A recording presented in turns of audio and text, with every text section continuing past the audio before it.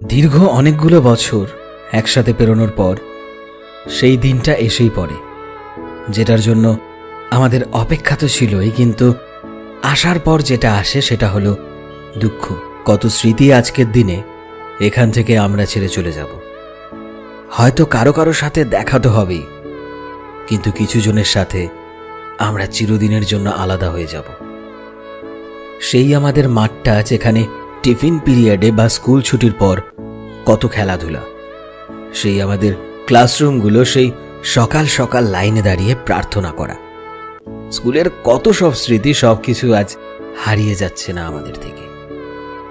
মনে হচ্ছে সেই সব মুহূর্তগুলোকে আজ থামিয়ে দিই, যখনই চাইব সেই মুহূর্তগুলোতে হারিয়ে যেতে পারব।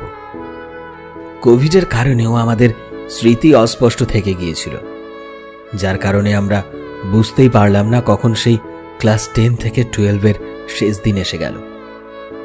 কিন্তু কি করা যায় বলো, জীবনের তো এটাই নিয়ম যে সব কিছুতেই একটা সময় পর বদল এসে যায়। এভাবেই একটা সময় কলেজেরও মুহূর্ত তৈরি হয়ে যাবে, যা একটা সময় এভাবে স্মৃতি হয়েই থাকবে। কিন্তু সব শেষে থেকে যাবে কিছু পছন্দের স্মৃতি, আর সেই পছন্দের স্মৃতিগুলোই জীবনে বাঁচার আরো বেশি মজা আনে। ঠিক বললাম না?